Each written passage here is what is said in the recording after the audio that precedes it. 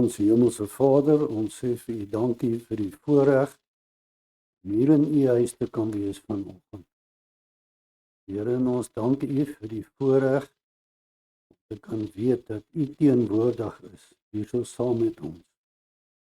Teen elkeen van ons, Here, maak ons gedagtes helder sodat ons kan inneem wat U vir ons wil sê.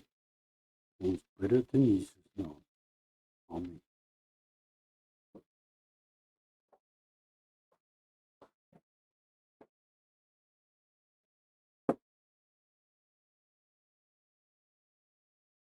Ons skriflesing is Amos 3 en verse 7. Ons skriflesing Amos 3 en vers 7. Want die Here doen niks tensy hy sy raadsbesluite aan sy knegte, die profete, geopenbaar het nie. Tot sover. Mag die Here dit seën.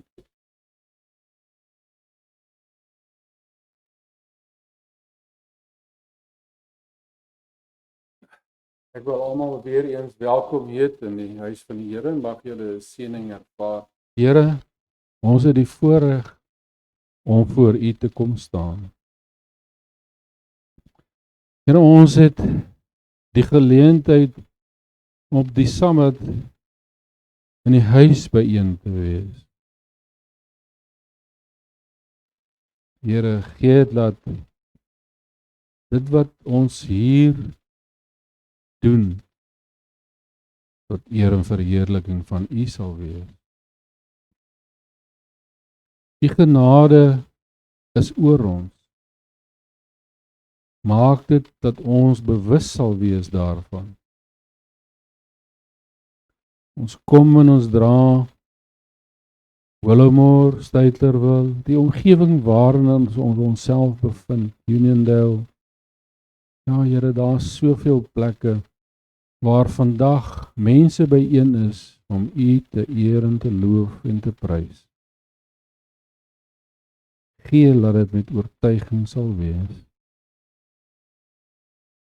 Here, ons kom en ons bely ons sondes voor U en ons vra dat die genade oor ons sal wees. Gee vir ons vergifnis. Here, en maak ook vir dit wat vir ons onbekend is bekend, sodat ons U vergifnis daarop kan ontvang. Here, ons vra dat U vertroosting sal stuur daar waar hartseer is. Krag sal stuur daar waar siekte is. Ja, Here, gee vir ons die oortuiging om U woord intensief te bestudeer. Want die antwoord vir die mens is daarin opgesluit. Help ons om in ons omstandighede, in ons handel en wandel, U te loof en prys in alle opsigte. Ons bid dit in U naam alleen. Amen. By die woord. Here, U gee so mildelik. En hier het ons 'n geleentheid om van dit terug te bring. Hou U hand van seëning oor dit, vermenigvuldig dit en gebruik tot die uitbreiding van die werk en die voltooiing van die tyd. Ons bid dit in U naam alleen. Amen. As ons kyk na wat in die wêreld gebeur, maak dit ons opgewonde of maak dit ons bang? Dit behoort ons eintlik opgewonde te maak, want ons weet die tyd is vinnig besig om uit te loop. Die dinge wat ons al die jare van praat, is op hierdie oomblik besig om te gebeur. Ja, ek wil graag met u praat vanoggend oor die gees van profesie.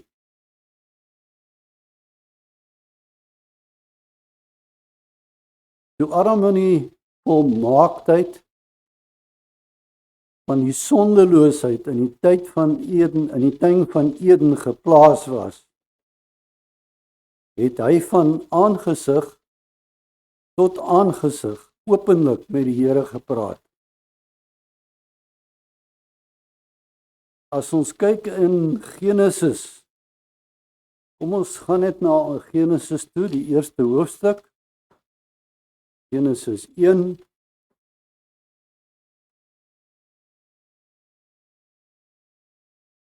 Genesis 1 verse 28 en 29. Genesis 1, 28 en 29.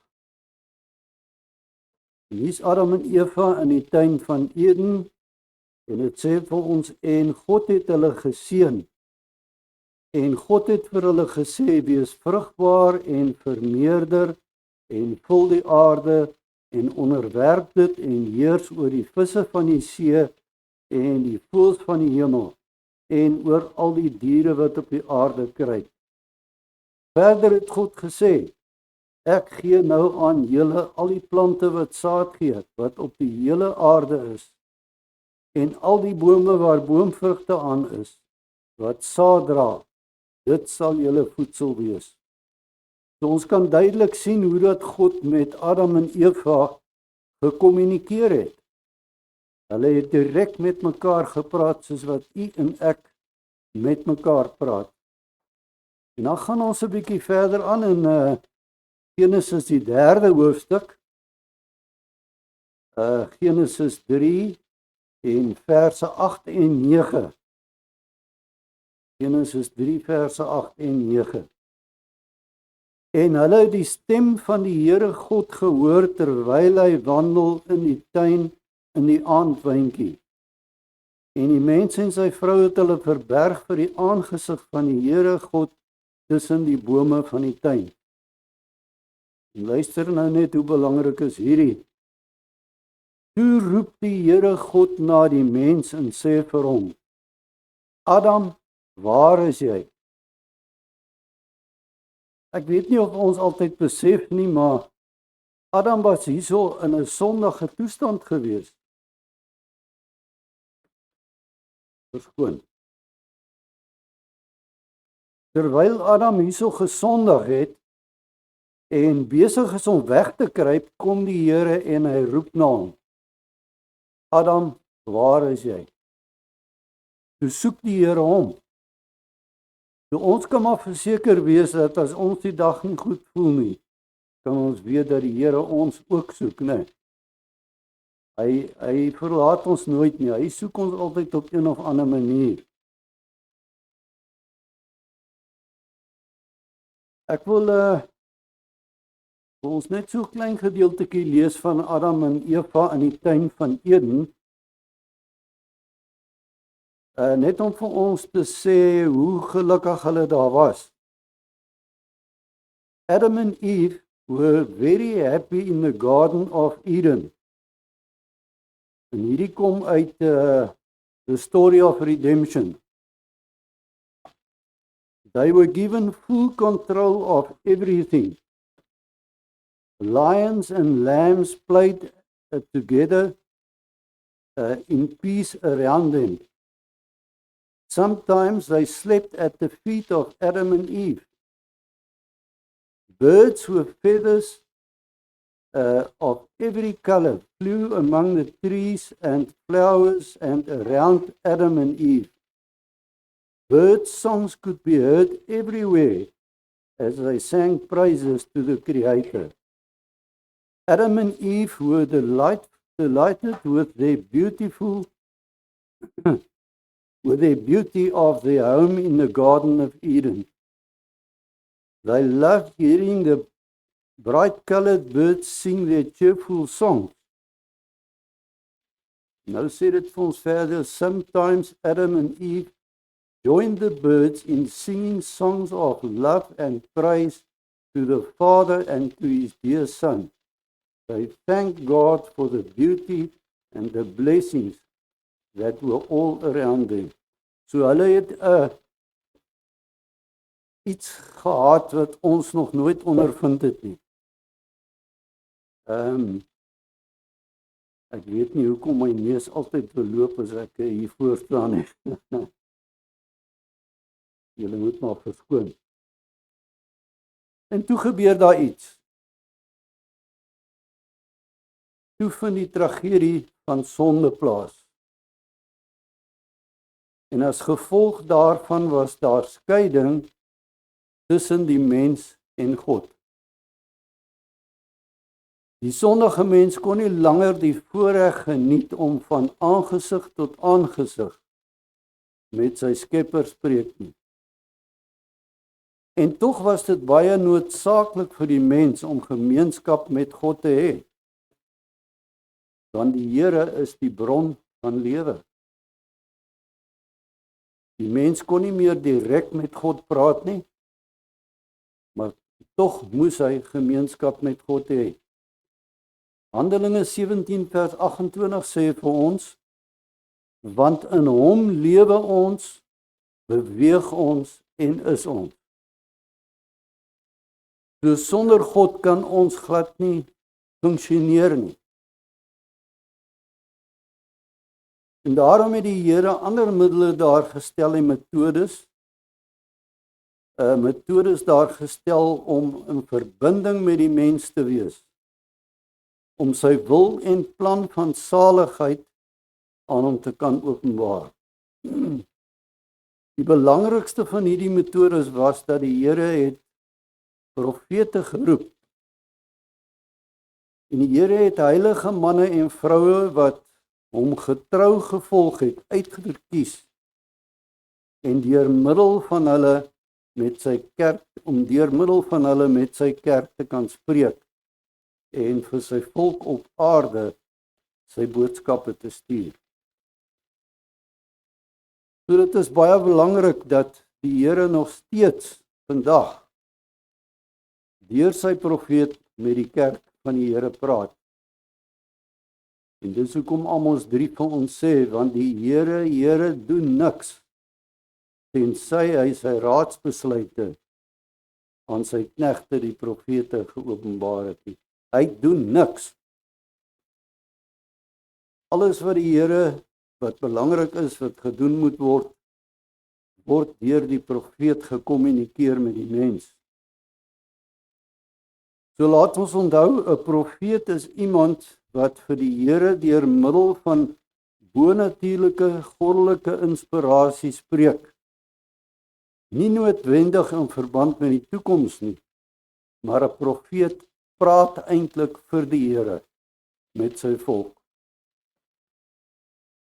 Deur die hele geskiedenis van die wêreld het God hierdie profete gehad deur wie hy gespreek het.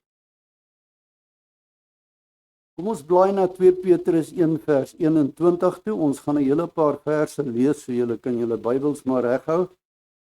2 Petrus 1:21. 2 Petrus 1:21. Want geen profesie is ooit deur die wil van 'n mens voortgebring nie, maar deur die Heilige Gees gedrywe het die heilige manne van God gespreek. Nou die metode waardeur die Heilige Gees gebruik word omskryf in Numeri 12 en vers 6. Numeri 12 en vers 6. Toe sê hy, hoor tog my woorde, as julle profeet van die Here is, sal ek deur 'n gesig my aan hom bekend maak. En deur 'n droom sal ek tot hom spreek. Nou dit is 'n bonatuurlike toestand van die verstand, voortgebring deur die Heilige Gees. Nie self veroorsaak of deur bepeinsing nie. Dit is nie dieselfde as spiritistiese ekstase of hipnose nie. Dit is eerder 'n beeld wat in die gedagte deur die Heilige Gees veroorsaak word, soos in die geval van Daniël en van Johannes. Nou gewoonlik verskyn 'n engel in die visioen of in die droom aan die profeet. Nou kom ons gaan na Daniël 8 vers 16 tot 17 toe. Daniël 8 vers 16 tot 17. Hy sê, en ek het 'n mensestem gehoor wat geroep het en gesê het, Gabriël, laat hierdie een die gesig verstaan. Toe kom hy by my staanplek, en toe hy kom het ek geskrik, en op my aangesig geval, en hy het vir my gesê, let op mensekind, want die gesig sien op die tyd van die einde. So hier het 'n engel aan Daniël verskyn. Openbaring 1 vers 1 is 'n goeie voorbeeld. Die openbaring van Jesus Christus wat God hom gegee het om aan sy diensknegte te toon wat gou moet gebeur en wat hy deur sy sending van sy engel aan sy diensknegt Johannes te kenne gegee het. Nadat hy die boodskap in 'n visioen ontvang het, het die profeet dit neergeskryf. En dit is baie belangrik. Ons kan reg deur die Bybel gaan en oral is die alles wat geprofeteer was of wat aan die engel aan die profeet gegee was neergeskryf in 'n boek. Nou kom ons kyk na Openbaring 1 vers 11. Openbaring 1 vers 11 sê vir ons, ek is die Alfa en die Omega, die eerste en die laaste. En skryf wat jy sien in 'n boek en stuur dit na die 7 gemeentes wat in Asië is. So duidelik het die profeet alles in 'n boek geskryf. Jeremia 30 vers 2 sê vir ons dieselfde. So spreek die Here, die God van Israel. Skryf vir jou in 'n boek al die woorde wat ek met jou gespreek het.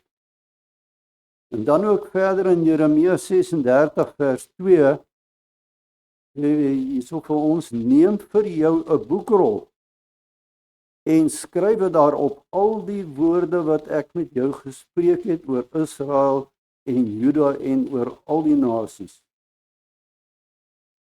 So die Here het seker gemaak dat as hy met sy profeet gepraat het, dat dit neergeskryf word in 'n boek.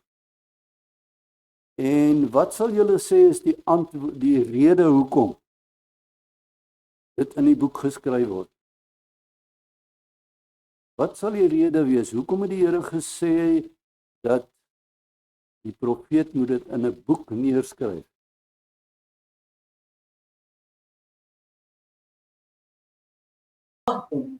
Ja, tot op die einde. dat daar 'n rekord is sodat ons dit kan lees, is dit nie? Sodat ons dit kan lees, ja. Nou soms het die profete wat geskrywe het 'n sekretaris gehad wat vir hom dit neergeskrywe het, en ons sien dit in Jeremia 36 en verse 4. Kom ons lees dit net. En Jeremia het Baruch, die seun van Neria, geroep. En Baruch het op die boekrol geskrywe uit die mond van Jeremia al die woorde wat die Here met hom gespreek het. En hulle het Baruch gevra, vertel ons tog, hoe het jy al hierdie woorde uit sy mond opgeskrywe? En toe antwoord Baruch hulle, uit sy mond het hy al hierdie woorde voortgesê, en ek het dit met ink in 'n boek geskrywe. So weer 'n keer is dit duidelik dat dit neergeskrywe word in 'n boek.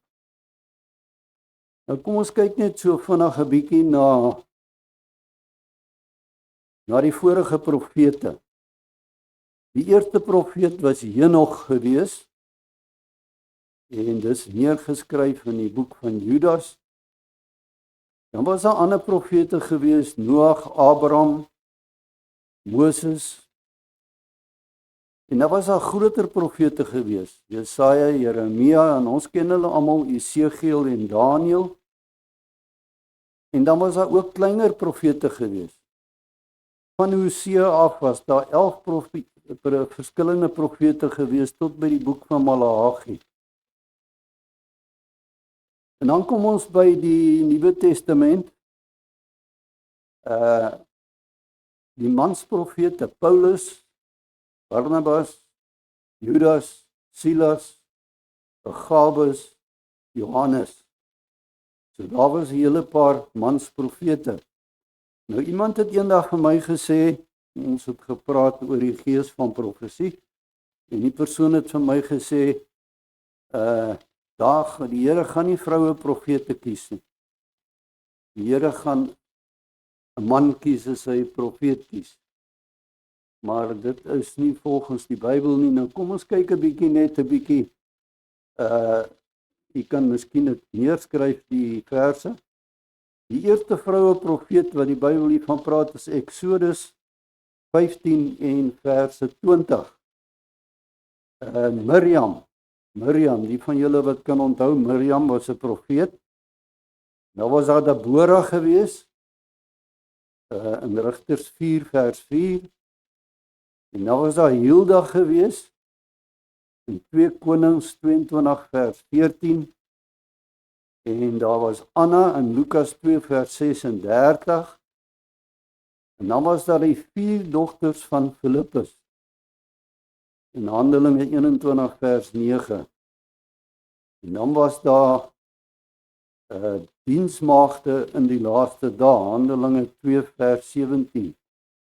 Nou dis baie interessant dat die Here ook jong mense gebruik het as profete. Samuel was een van die eerste jong mense gewees, en Jeremia ook. Jeremia was ook 'n jong man gewees, en hy het ook maar kapsie gemaak toe die Here hom gekies het. Maar hy het dit gedoen op die ou end, né? En dan in die boek Die Groot Stryd vertel dit ook vir ons dat daar kinders gewees het, die Here kinders gebruik het as profete om te profeteer en in die situasie wat hulle in gewees het. Nou Efesiërs 4 vers 11 sê vir ons, en hy het gegee sommige as apostels, anders as profete, en ander as evangeliste en herders en leraars. Nou om watter rede is hierdie gawes aan die kerk gegee? Nou, ons het nou net gekyk daarna dat dit word neergeskryf in 'n boek vir 'n rede sodat ons dit kan lees. En hierso in Efesiërs 4 vers 12 tot 13. Nou kom ons kyk net 'n bietjie wat die redes was wat hier gegee word. Efesiërs 4 vers 12 en 13 sê, om die heiliges toe te rus vir hulle dienswerk, tot opbouing van die liggaam van Christus, totdat ons almal kom tot die eenheid van die geloof en van die volle kennis van die Seun van God. Is baie interessant hoe dit hierso vir ons sê dat die profeet is geroep vir hierdie 2 baie belangrike punte, sodat die kerk in die eenheid van die geloof kan wees en dat ons die volle kennis van die Seun van God kan hê. So wanneer hulle probleme gehad het hulle na die profeet toe gegaan. Ons gaan nou daarna kyk. En dan in Efesiërs 4 vers 14. Efesiërs 4 vers 14 sê, sodat ons nie meer kinders sou wees nie, wat soos golwe geslinger en heen en weer gedryf word deur elke wind van lering nie, deur die bedriegery van mense en deur die sluiheid en lustigheid tot dwaling te bring. So die Here het vir ons, vir sy kerk, profete gegee, reg deur die geskiedenis. En die groot rede was, dat wanneer daar verkeerde dinge kom, dan moes hulle die profeet gaan raadpleeg, en die profeet het vir hulle dan die regte waarheid gegee, of die regte antwoord gegee.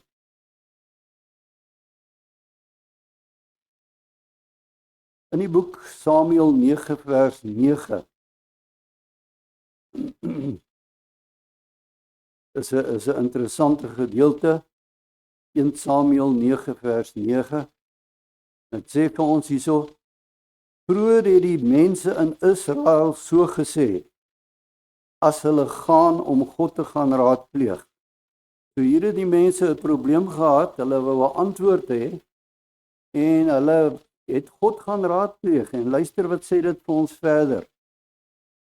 Kom laat ons na die siener gaan, want die profeet van die teenwoordige tyd het hulle vroeër 'n siener genoem. So hulle het na die siener gegaan wanneer hulle God geraadpleeg het, wanneer hulle 'n antwoord wou gehad het.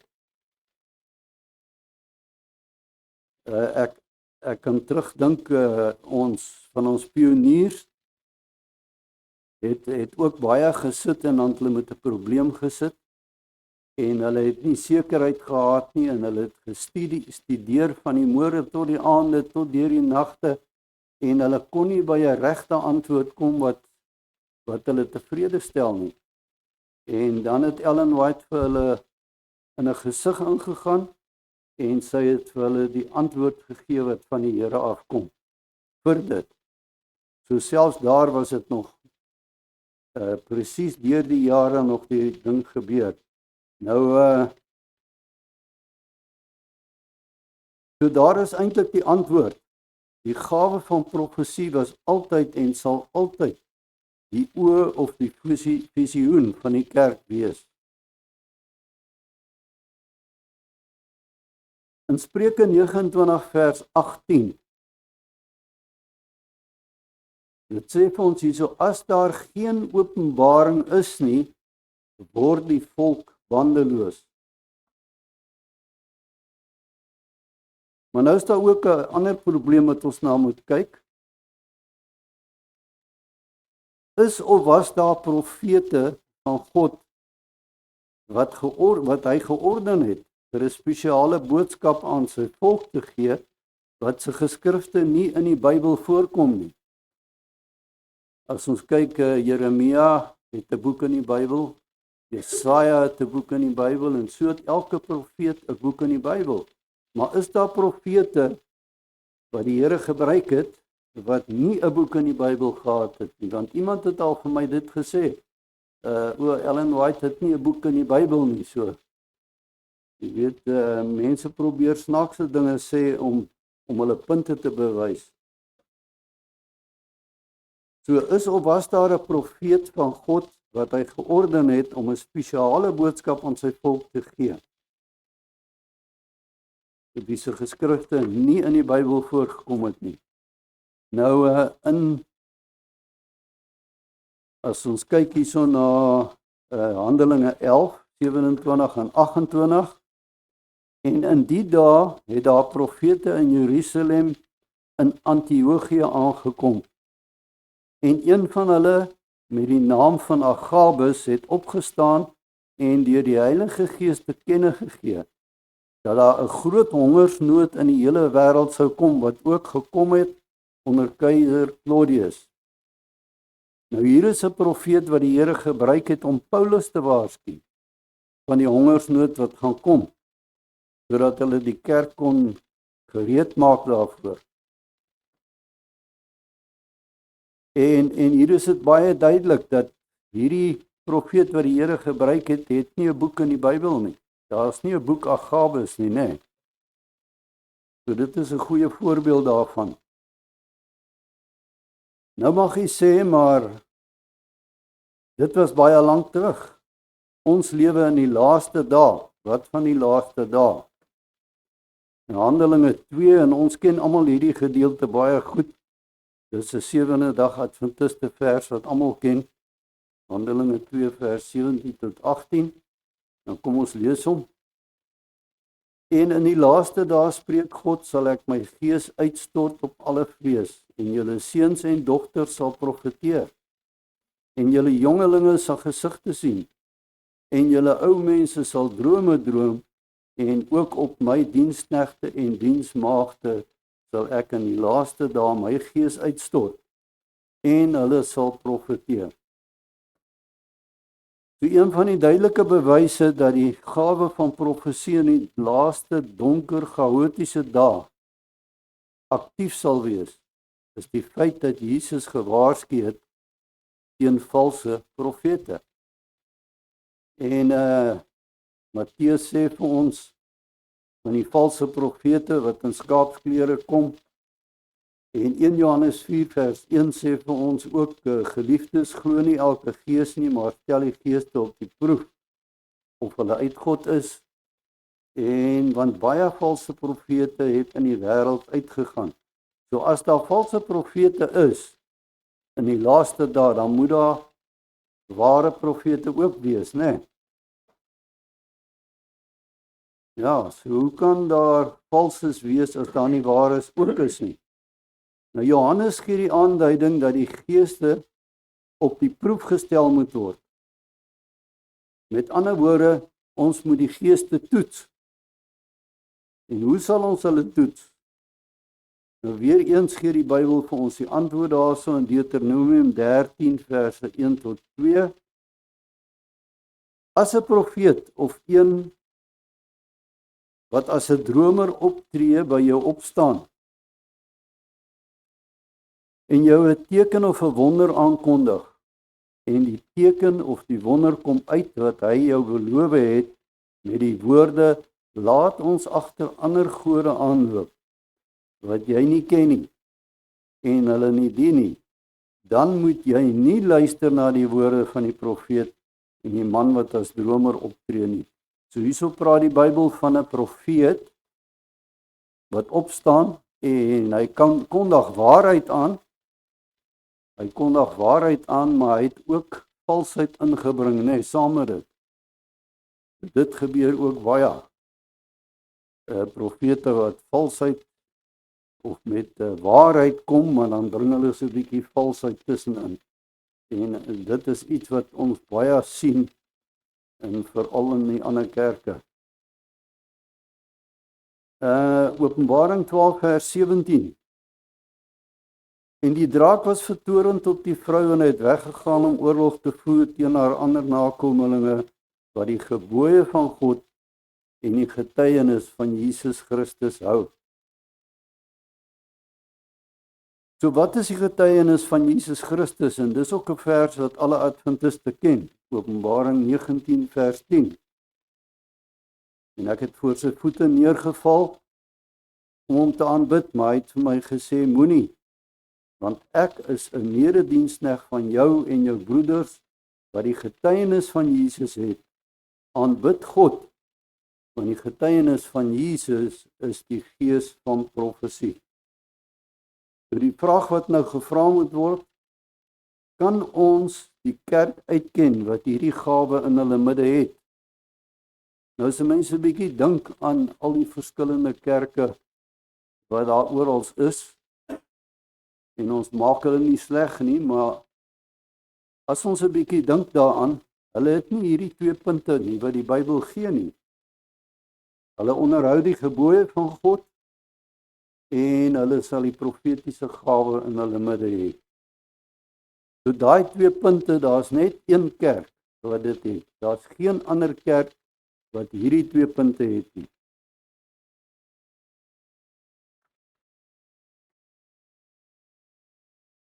In Jesaja 8 vers 20 sê vir ons, tot die wet en tot die getuienis, as hulle nie spreek volgens hierdie woord nie, is hulle 'n volk wat geen dageraad het nie.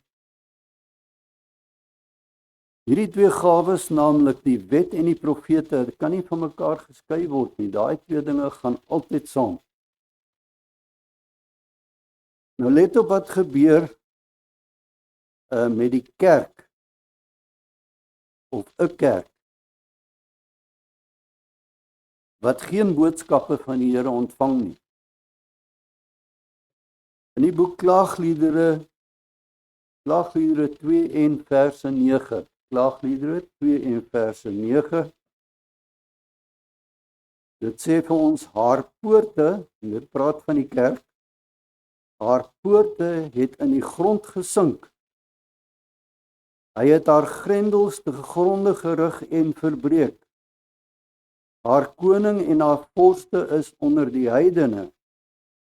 Daar is geen onderwysing nie en haar profete ontvang geen gesig van die Here nie. So die gawe van profesie, die ware gawe van profesie moet in die kerk van die Here wees, en dit is verseker, en dit is nie in die ander kerke nie, nê.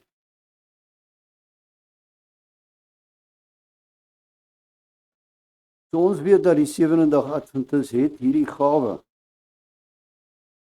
Nou kom ons gaan 'n aantal jare terug in die geskiedenis na die tyd van die groot geestelike ontwaking daar in 1830 en 1840. Dit was die mees wydverspreide roerende herlewing sedert die dae van die apostel Paulus. Dit was die tydperk van die hervorming. Nou, Sewende Dag Adventiste het op daai stadium nog nie eens bestaan nie. Die herlewing wat daar gekom het, daar in daai tydperk na die donker eeue, het begin tussen die Baptiste, die Methodiste, die Presbyteriaanse kerk en nog van die ander gelowiges.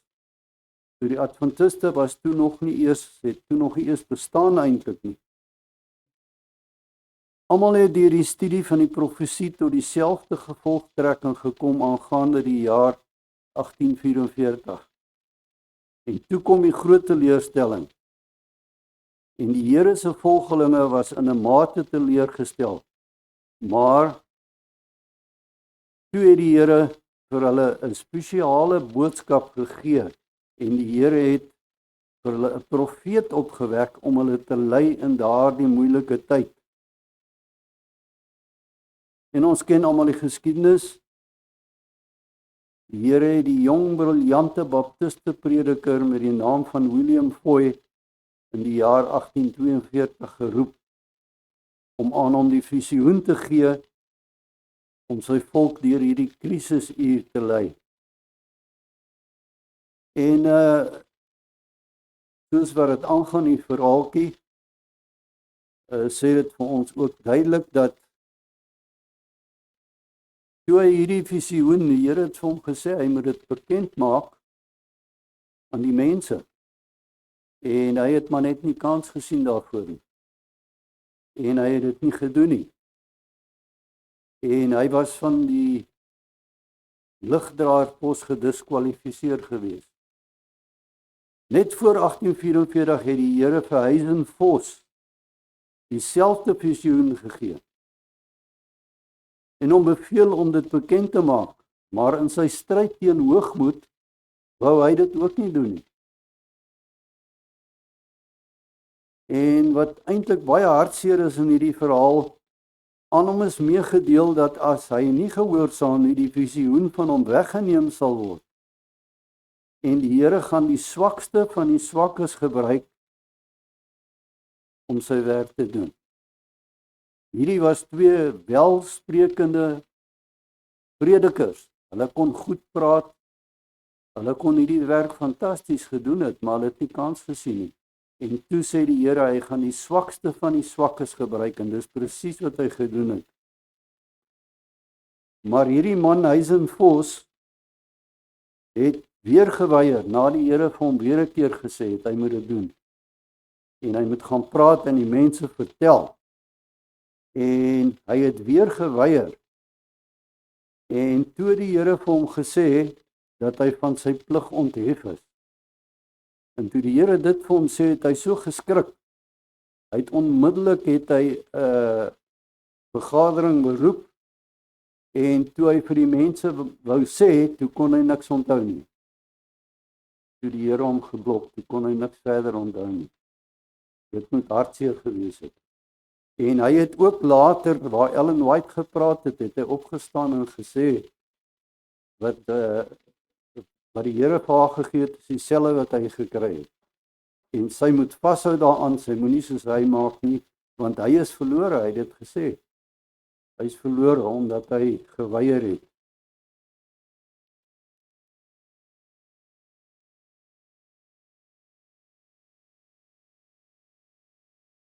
Hoewel Ellen White nog jonk was, was die teleurstelling van 22 Oktober vir haar net so erg gewees soos vir al die ander.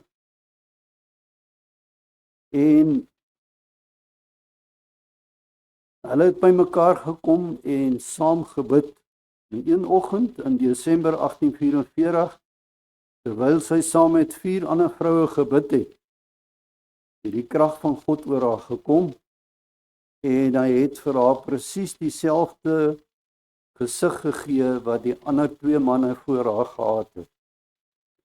Dieselfde gesig. En sy het dit aanvaar. En sy het hierdie werk van die Here begin doen.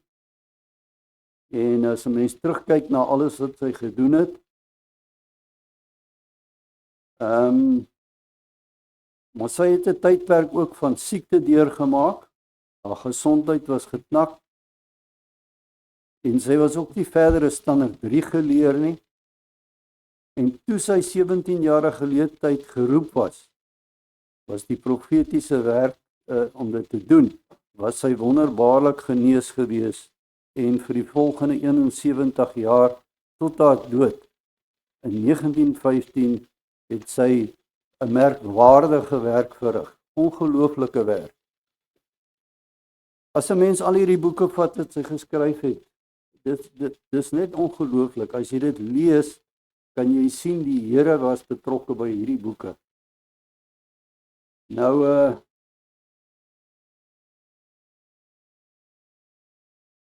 gedurende haar lewe het sy 2000 visioene gehad. Dit is almal ongelooflik, né? 2000 visioene. Baie van hierdie visioene was in die openbaar gewees. En die kortste van hierdie visioene was 30 sekondes gewees en dit het 2 weke geneem om dit neer te skryf. 30 sekondes en dit het 2 weke geneem om dit neer te skryf.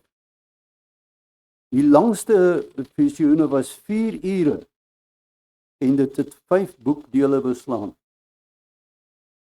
So mens kan sien dat die Here duidelik betrokke was daarvan. Vandag staan die mense verstom oor haar werk.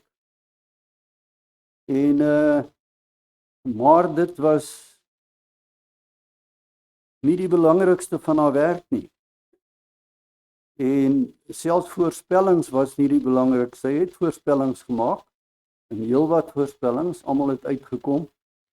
Maar haar werk was gewees teregwysing, om die kerk reg te wys sodat die kerk in die regte rigting te gaan, om die kerk leiding te gee, om die kerk beskerming te gee teen valse leerstellings. Dit was die rol gewees van Ellen White. En daarom kan 'n mens vandag, as jy jou leerstellings toets aan die gees van profesie, kan jy duidelik weet of jy reg is en of jy verkeerd is. As jy nie seker is oor jou leerstellings nie, gaan toets dit op die gees van profesie en jy sal die ware antwoord kry. Al die instruksies wat die Here haar gegee het sy in boeke gepubliseer. Daar was 'n totaal van 53 boeke wat sy gepubliseer het en oor elke denkbare onderwerp. Sy het geskrywe oor rentmeesterskap, Christelike huisgesin, kinderopvoeding, gesondheid, dieet, onderwys, Bybeltemas, leerstellings. Daar is 'n lang lys dinge, universiteite. Sy het geskryf hoe om 'n hospitaal te beheer. Sy het geskryf hoe om universiteite te beheer. Nou iemand met standaard 3 wat so iets doen, sê vir jou dat die Here was betrokke, né?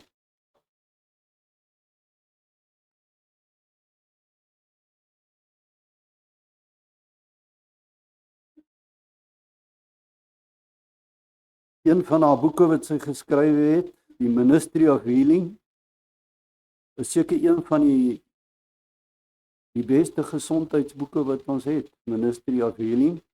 En die boek is eintlik die medies ver voor. En dan is daar iets interessant Meneer W.E. Bennett, of Bennett. Hy was die hoofbibliotekaris van die Amerikaanse biblioteek van die Kongres. En hy was gevra gewees, wat is die beste boek oor die lewe van Christus wat geskrywe was? En hy het in 'n brief het hy 11 Desember 1964 het hy 'n antwoord gegee.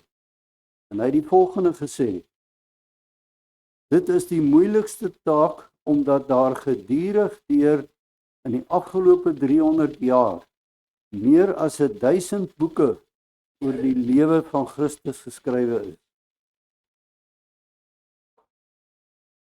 Maar ek is van opinie dat die geestelike insig as ook die praktiese toepassing van hierdie boek, Desire of Ages, van mevrou E.G. White, die beste in hierdie veld is.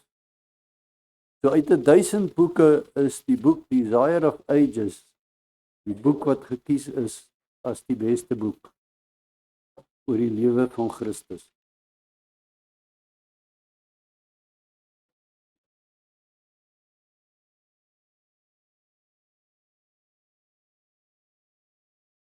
Die doel van haar geskrifte is om ons aandag na die Bybel terug te bring. Dit is die groot doel daarvan, om ons aandag na die Bybel terug te bring en dieper waarhede te openbaar wat ons andersins nie sou raak gesien het nie. So dit is so belangrik dat u en ek hierdie boeke lees. Nou ek het 'n kaart wat ek graag net vir u wil wys. Dit is heel wat jare gelede opgemaak. Kan jy hom op? Ja, hy sla op. Kan jy hulle lees op hom? Goed, ek wil ons net 'n bietjie kyk. Dit is amper soos 'n logika kaart. Dit sê vir jou as jy klaar is, dan sê dit vir jou, dit is logika, dit is logies, dit moet so wees. Nou kom ons kyk net 'n bietjie. Hier aan die kant, gebeurtenis, kan jy sien, dis 'n kolom af met die gebeurtenisse. Dan is daar 'n volgende kolom, die profeet wat daai gebeurtenis voorspel het. Dis hulle name daar af. En dan 'n bietjie verder aan hierso, die heel laaste kolom is wat 'n ander profeet wat opgewek word net voor die vervulling van die gebeurtenis. So hier het ons 'n gebeurtenis en ons het 'n profeet wat dit voorspel het. En dan het ons 'n profeet wat die volk uitgelei het en die volk gehelp het net wanneer die gebeurtenis gebeur het of net voor die gebeurtenis. Nou kom ons kyk net 'n bietjie, is baie interessant. Kom ons vat die sonvloed. Die sonvloed. Henog is die eerste ene, die profeet wat die sonvloed voorspel het. Nou ons gaan nie alles lees nie, dit gaan te lank vat. En dan Noag. Noag was geroep gewees net voor die sonvloed, né? Julle sal onthou, Noag het gepreek en die mense gewaarsku. Die trek uit Egipte. Abraham is die ene wat dit voorspel het. En Moses het die volk uitgelei uit Egipte uit. So elke keer het die Here 2 profete.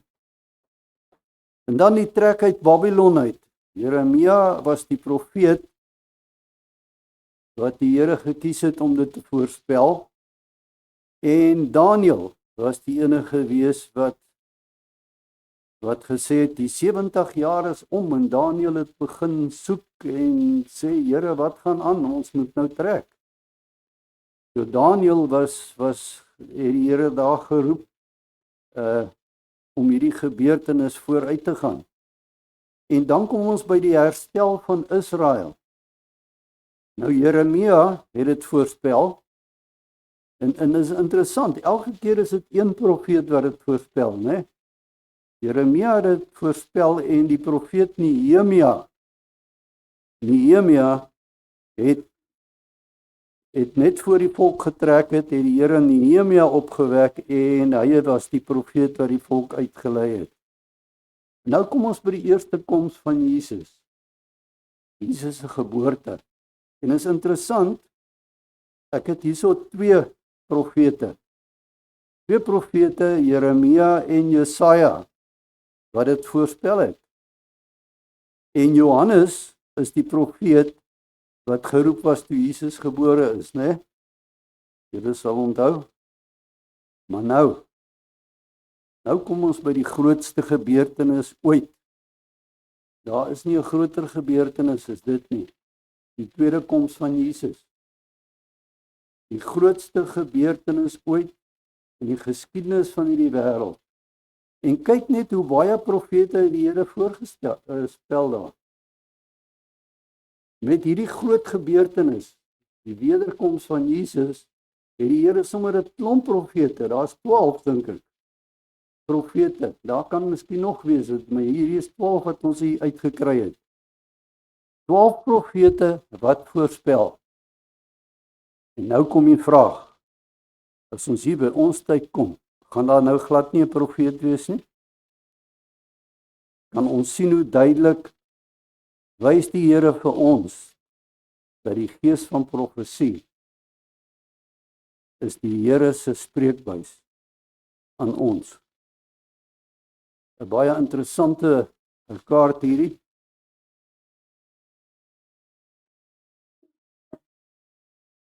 Nou ek wil net vir ons hier 'n gedeeltetjie lees wat sy geskryf het, en ek gaan daarmee afsluit.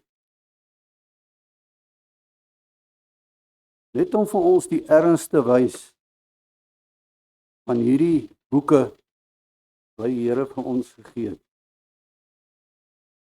Jy weet, as ons dink hoeveel tyd moes die Here spandeer het om hierdie boeke reg te kry vir ons wat nou lewe op die einde van tyd.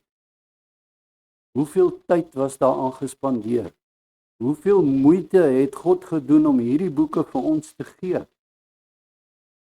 En as ons hierdie boeke net ignoreer, ek wonder hoe moet hy voel? Ek wonder hoe moet hy voel? Daar's 'n paar plekke waar dit vir ons sê, maar ek gaan dit nie maar nou lees nie. Ek wil hê ons moet net hierdie gedeelte lees. Dit kom uit Testamonies uit.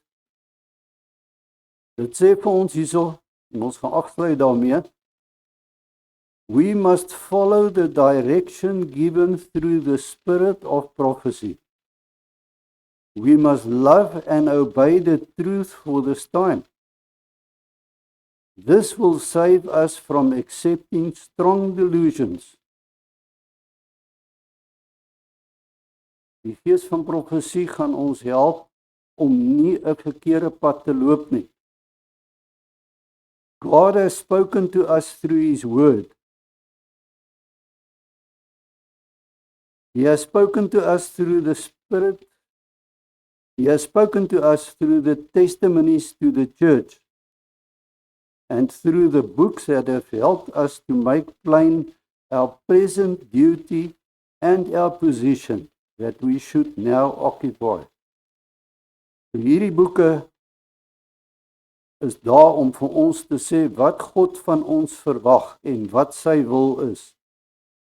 The warnings that have been given, line upon line, precept upon precept, must be heeded.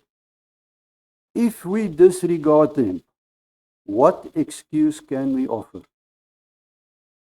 Ons kan nie eendag vir die Here sê, Here, ek het nie tyd gehad om die boeke te lees nie.